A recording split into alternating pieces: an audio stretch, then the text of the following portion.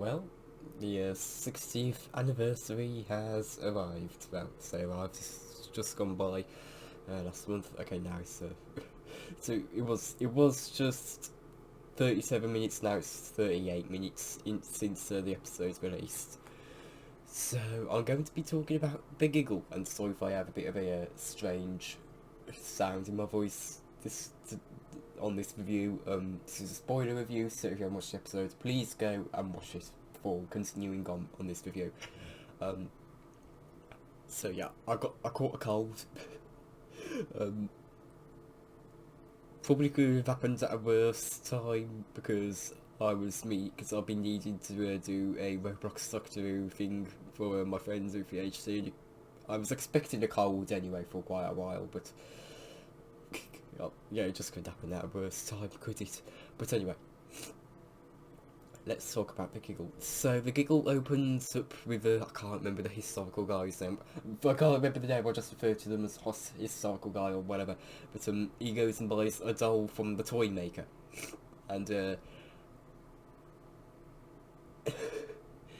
he then buys it, goes home and makes the first TV, and there's the laughing, which I assume was put in there by the toy maker. Then we have the title sequence. Then we go into the chaos that was in the that we left Wild Blue Lonzo off of. So yeah, we saw that chaos in the preview. So yeah, so that was that. And then we move on to the unit base scenes. I think it was good. I think those scenes were good. I think they did a good explanation of what was going on with the knowledge they had at that point. Anyway, then they go to the time when the TV was created, 1925, 27, if I'm correct. I may be wrong on that. No, it's 1920 something. Anyway, now then they go towards the toy maker's shop and meet up with the toy maker. Oh yeah, we also meet now on unit base. Anyway, we meet up with the toy maker, and that's the second preview we had of the toy maker. He's juggling all the balls and then throws them at the doctor, and Donna still keeping all the balls. I think that was very, for some reason that felt very toy maker. Now I will be maybe going on a bit of a nerdy rant soon with the toy maker. I watched the 4 toy maker episodes, well 3 of the constructions, yeah, and then this surviving episode. So yeah, so just quick warning. I'll be going on a nerdy rant on the toy maker soon. But then they have it. Then once the Doctor realises, we get flashes of the original toy maker story, which I quite liked in the preview, and I still like it in the episode. I think the reveal should have been held off for a bit though. That is my critique on that. I think they should have left it off for a little bit, maybe a few more interactions between the toy maker and the Doctor before the Doctor figured it out. Because it did seem to be, this episode was rather fast paced, sorry. Fast paced, sorry. So that was something that I think the episode should have been, I think the pace should have been slowed down a bit, given basically everything that was happening at once, but I still quite enjoyed it. But then the toy maker goes and plays hide and seek. Then he controls the creator, one of the people that was in the historical scene with the television. I don't know whether it was the creator, the guy beside him, I know it went to the Doctor afterwards, and he was using the marionette, whatever you call it. The toy maker was to control the doll. So anyway, then we cut to Donna. She's getting attacked and stuff by other dolls. Then the toy maker uses his abilities of mastery of reality. He uses his mastery of reality to completely destroy all the hallways, and then he puts on a show portraying the previous the next companions portraying the companions after Donna, up until the end of Stephen Moffat's era with Amy, Clara and Bill. That scene was funny though, how it was funny that the toy maker was saying such and such, and then they died, and then the doctor goes, but such and such and such, and then you take out the next marionette, and then then explain their story, and then go, but she was killed by such and such and such, and then the doctor would explain that they survived again, and then then he would get the final marionette out with Bill, and then he would explain such and such and such, and she was killed by the Cybermen. And then the doctor said, but her conscience was such and such and such. Anyway, then after that scene, the doctor challenges the toy maker to a game. I am not a big fan of how they handle the toy maker's games in this episode. Having watched the original episode, I know how the games are favoured in the toy maker and what happens if you win or lose the games. So the way they handled it, not very accurate to what happens with the original toy maker. I'll get into that once I finish overviewing the episode though. Anyway, then they go into a best of 3 rounds, which I think is fair enough. I think that's fair. Anyway, then the doctor returns to a unit base after the toy maker tried to destroy the shop on them. They have the Jack in the Box as well. They take that. Anyway, then they're at unit base, so the toy maker invades and uses his abilities to basically turn everything, any attack against him and such into petals and stuff. Honestly though, I think that was a very toy maker thing to do, especially because it's established that in the original toy maker story that when Stephen tries to punch the toy maker, what ends up happening is that the force of the punch gets redirected back at Stephen. And the doctor basically says to Stephen, don't try it, Stephen. He's using his mind to redirect his strength back at you or something like that. Or to use your own strength against you. Yeah, I think it would be free if someone to punch the toy maker and then they just get hurt and the toy maker just doesn't have anything happen to him. I think that would be a very nice. I think that'd be a nice little reference to the original toy maker story without going too far. But I do think going back a few scenes now with the hallways in the hide and seek game. I think the hundreds of doors was a reference to the hundreds of TARDISes in the first toy maker episode. Basically, he has multiple copies of the TARDISes, so he uses those copies and stuff to put Stephen and Dodo through games. I think that was a little bit of a reference to that with the hundreds of doors, and then long ago you had the hundreds of TARDISes. So I think that was a nice little reference if it was a reference. Next up on the scenes, going back now, the toy maker is on the gun. They shot down the satellites for some reason. I can't remember why. I know it's something to about with the human race getting mad. Then they get into the doctor has a bit of a talk with the toy maker, talking about why he doesn't use his powers for good, and makes him an offer. Then the toy maker does seem like he was about to take it, and honestly, I wouldn't have been surprised if the toy maker had, and I think it would have been more in character if he did. Because you see, the thing with the toy maker is that he wants to play games. He wants to be the one playing the game, but he also wants to have amusement. So, I guess the amount of games with the human race that will be amusing for him. But he also likes to play the games himself as well. I think it would be more in character for him if he took up the Doctor's offer. Anyway, next on the scene, the toy maker shoots the Doctor. Then we have the bi generation. The two Doctors splitting is going to become controversial, I bet. So, and I'm not too sure how to feel on it myself. I'm not too sure whether they should have done that. I think it should have just been an actual regeneration rather than that. But, oh well. Anyway, next up we have the two doctors playing a game of ball against the toy maker. Fetch. So, this is another part of the episode where I get a bit confused. The thing is that in the original, is that they said best of 3. Yes, the Doctor did split himself, so he did technically win best of 3, but it was only 1 game. Best of 3 means to be like 3 games. Whoever wins 3 games wins. Technically, that should make the shooting at my Doctor, the 15th Doctor, I mean, sorry. That should mean, if you split, that should technically mean it's a more different person. And in that case, if he won, he'd only get 1 point. If the Doctor won, that would be 2 points. So technically, the toy maker is not gone.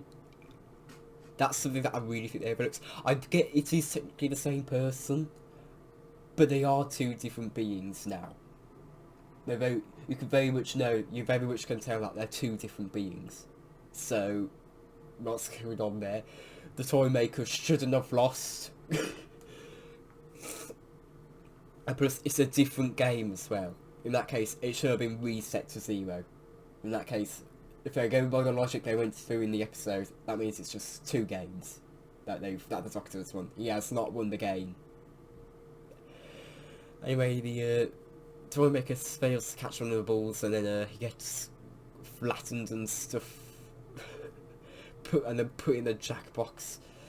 I really don't like how they managed that. I'll explain why once I've done the overview. Anyway, the Doctor has the 14th Doctor has a bit of a chat with the 15th Doctor, getting a bit emotional. Anyway, then we could, I can't remember what's going on now. I know they're in the TARDIS, and the 15th Doctor uses one of the toy makers stuff, I think it was, to create a second TARDIS because of the bi-regeneration. Sorry, not bi-regeneration, it's meant to be bi-generation. And then to go off, and we have the Doctor in we have the 14th Doctor, sorry, at the Noble House settling down, which is, I assume, still the actual Doctor. I assume that's the original Doctor. I just think the shooting Doctor may be a clone. Like, I know, but I don't know. They'll still have to establish by regeneration. I think it's a new concept. Correct me if I'm wrong on that. It may not be, but I think it is a new concept. And they did say it's a myth, but it does seem like the person gets cloned rather than So it does. So I think what may be going on is that the shooting at the 15th Doctor. He's I'm not too sure how to feel with him being the 15th Doctor, but not being properly regenerated. It could be and yeah, I'm not too sure how to feel on the bi-generation side, because it's very much in the form of, you have the Doctor, and he's got cloned. The real Doctor settles down, if it is the real Doctor. I don't know whether it's like, and I don't know whether it's like they've been torn into 2, and it's still the same person. In that case, it sort of makes sense with the game, but not a lot, still. And if it isn't that, and it's a clone, but it still has all the memories and stuff. I don't know how I feel on that. Anyway, we then finished the episode off with a shooting camera setting off for flight, and I assume for Ruby Rose or whatever it will be called. So, that's the quick overview. Time for nerdy toy maker rant time. So, basically, as I said earlier, I watched the original Toy Maker story. I don't know where to stop this. Right, I'm just going to go off with the prize that the Doctor got for winning against the Toy Maker. To me, that makes absolutely no sense. It is established in the original Toy Maker story that you don't get to choose your prize. The way it works is that you either lose against the toy maker and become a toy of his, or you win against the toy maker and his world gets destroyed, and destroying you with it. Given, I assume the toy shop is the new celestial toy room. In that case, that sort of means Earth is this new world. In that case, the Doctor should have really been thinking more about what he was doing, given what should have happened is that what would have happened really should have been Earth got destroyed because the Doctor won. That's how it works with the toy maker. It's again, it was best of 3, so he would have to go up against him again if they went in a more logical route. But then I guess there isn't a lot of logic with the toy maker as established. But this is the Doctor, not the toy maker. So it's also the actual rules as well. So yeah. I don't really like how they manage a toy maker that much. They also brought in new rules that I just don't think really works with the toy maker, and I really don't like these new rules for the toy maker. Like he has to accept a challenge if he's challenged to a game. That's the new rule that I don't quite like. It just doesn't. To me, it doesn't make the most sense. The toy maker is the one that drags the people into the game. He's the one that puts the people into the games. Really, what he would have been doing. This is what I think the Giggle should have been. Is that he likes to put people through games. He finds amusement by having people go into his games and playing against people in his games. He doesn't have to create the game, but he's the one that's commanding the games. He's the one that chose the games and stuff. So once you have the Giggle coming and knock all of that logic out. Just keep in mind, I think it was mostly in character for the episode. I was really sceptical during all the trailers and stuff that the toy maker was not in character. I think, and overall, I think the toy maker. Actually, I'll take back what I said. I think it was sort of in character. I think it was in character enough for people that haven't saw the original toy maker story. They got a lot of his lore right, I think. But the character of the toy maker, I think they should have probably really focused on what he did in the original toy maker story, and then base it off of that onwards. Basically, if I'm not what I would have thought was going to happen is that the toy maker was going to try and get revenge on the Doctor. Sounds very generic, I know, but it would make sense in this case. Because the Doctor escaped a game he shouldn't have escaped. He survived a game where he shouldn't have survived. In that case, I think it would have made sense for the toy maker to force him into games, and force Donna into games. In that way,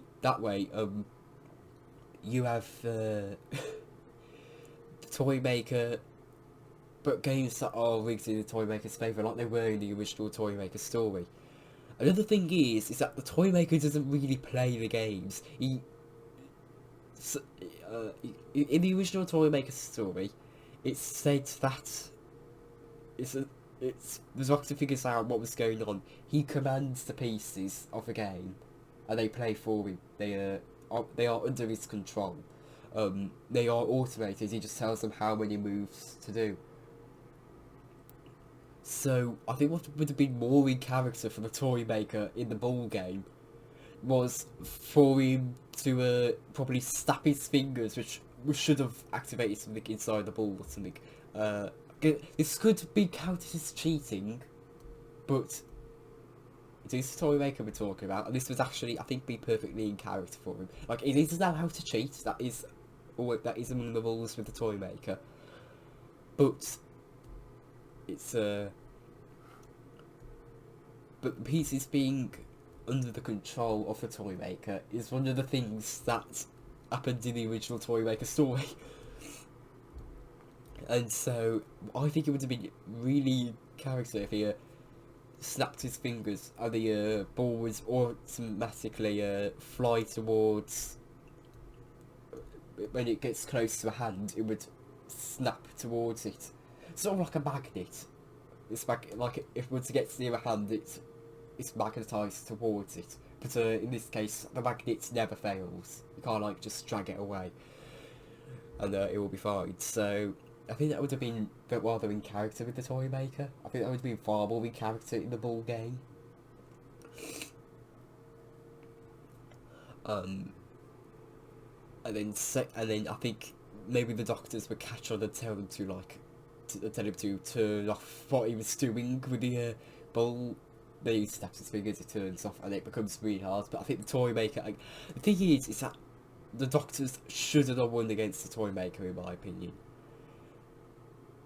The toy maker I've seen this theory going around, but it was a theory that the toy maker was doing different accents and speaking in different languages, so the doctor couldn't mimic his voice. But then he doesn't then use those acts, but then he doesn't voice command those pieces in the first place anyway. So what is the risk of the doctor messing up the game? It's also established in the original toy maker story that if you win against the toy maker, he has every so often he loses the game and he has to pay the price, and that price is the loss of his world. It can very easily be explained that he set up shop on Earth, and Earth is now his world. It is said he has the power to build a new world, but he still has master over reality. For all we know, he's the actual creator of the Earth. For all we know. That is the thing that I think they really should have gone more into detail with.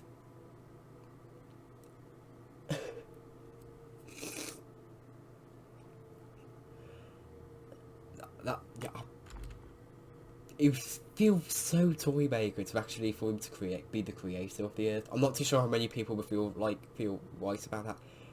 But if you're going to set him up on Earth, I feel like it should be, if you're going to set him up somewhere, it should be on his planet. And if he isn't, there should be a good reason for it. That's my train of thought anyway. Honestly, I don't think the toy maker is done for those, especially because so much of what happened with the toy maker made no sense. I think Neil Patrick Harris did good, but so much didn't make sense to me. Like, was it even established if the humans were fixed or not? I don't think it was. It was something to do with the toy maker, I assume. I don't think it was ever established that they actually fixed the problem. So, the toy maker's wrath is still going on Earth, I think. Oh wow. Oh wow. Alright, the toy maker. I was not expecting.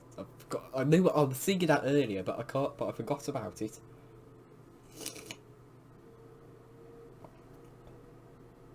I'll just blow my mind. I think I don't know where I'm going now, but yeah, that's basically just my little rant for the toy maker.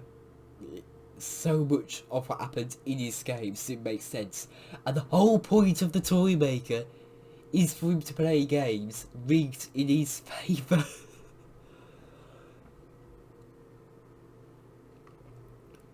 I mean, there was a very easy way for him to fix the pieces, and that was to literally just for him to go, right, the pieces are automated, they must make a life scan if it's me. If it isn't me, they don't, but the voice is the same, they don't move. But if it is me, they obey me. That is what it should have been.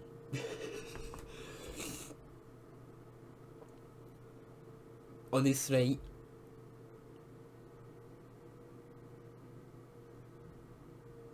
I think you could see how much I enjoyed the episode. I enjoyed the toy maker. Don't get me wrong. But there were so many more better ways to do the toy maker in this episode.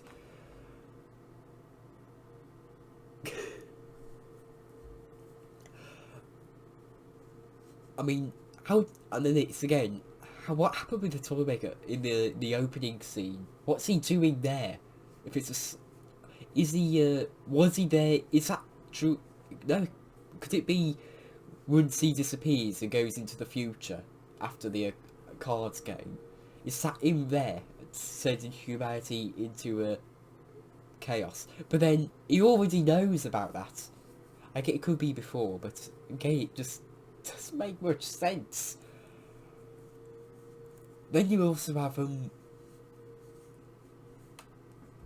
then again, it's never I don't think it's ever established that humanity was returned. I could be wrong on that. If I am, then I'm sorry. But and then and then what else was there with the toy maker? That do make sense. I think that may have been it. But well, definitely it wasn't it actually. But I can't remember everything that happened in the episode. But I know there was so much wrong with the toy maker in this episode. What I would, I think, removing the revenge part now, what I think they should have done was have the toy maker returning for more games against the Doctor.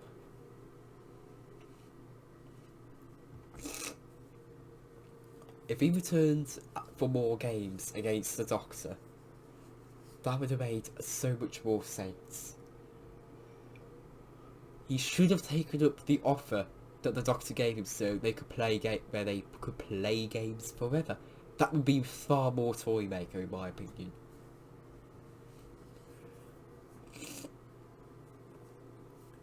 And then but the thing is that even when he puts you up in games, you've still they are usually you're still playing against things that he has created. Like you're usually playing against his dolls and cards and stuff. That's established in the toy maker story, so you're still technically playing against the toy maker. And honestly, if they did bring in this new rule where the toy maker has to accept a challenge, it would have been way more in character for the toy maker to refuse the game of Bull and go into a different game where their minds are more challenged. He likes amusement, he likes challenge as well. He wants to find fun, he wants to be amused because he's so bored of eternal life. That is literally what the toy maker is. He wants to play games because he's bored of eternal life. This really did not, looking at it, it really messed up the toy maker. Although I did enjoy the episode. I think they got the toy maker quite a bit wrong. I think my skepticism was correct. I think I was right to be skeptical, and I'm really glad that I was. I really thought my skepticism was common seeing the second preview, and I really should have stayed. Just having time to think over it is just letting me realise how messed up they made the toy maker. Not to say that I didn't enjoy the toy maker's portrayal, I did enjoy it. But I think what they should have done should have been more more close to his personality in the original Toymaker story, and more close to how his powers worked in there. I think they should have stuck with the old rules that they established for the Toymaker. Because I think the new rule that they brought in with he has to accept the challenge, like he has to, that seems a bit too far in my opinion. Not to say that it is too far, I'm just saying it doesn't seem something like the Toymaker has to do. Although, this could be a different Toymaker. Given it was hinted at in the Celestial Toymaker novelisation that there were multiple Toymakers. Yeah, that's thinking for a moment. Anyway, I'm going to stop my little chat here before I've had more about the Toymaker because I could literally do it for hours. But I think they should. I think they did good on this episode. It was the one I was the most excited for. I still think it's the best of the specials, but I think it just didn't go in the way I think it should have, and I think it sort of fell a bit flat because of that. The Toymaker, they sort of messed him up. They got him half right. They at least got the lore mostly right. They got the basics of his lore down at least, but everything else is sort of messed up a bit. But the personality though, that was a bit. I think say that was probably rather close to what he is meant to be and his personality in the original Toymaker story. But I really think the Doctor should have been more refusing to play his games and stuff. That is literally how he was in the original Toymaker story, because he knows the power of the Toymaker. Here, he should be even more aware of the power of the Toymaker. He should know that if he's back, he shouldn't enter a game of the Toymaker. That is I think that is what they should have done. They should have reintroduced the Toymaker, have it so the Toymaker is back, the Doctor doesn't want to play his games in case of another event, in case an event like what happened in the original Toymaker story happened, but they couldn't escape. If they did something like that, I think I would have been far more satisfied. But that is just my opinion. If you like the story, then that's fine. I'm sorry though, I've gone on a bit of a Toymaker rant, but I have to say what has to be said, don't I? Toymaker enthusiast.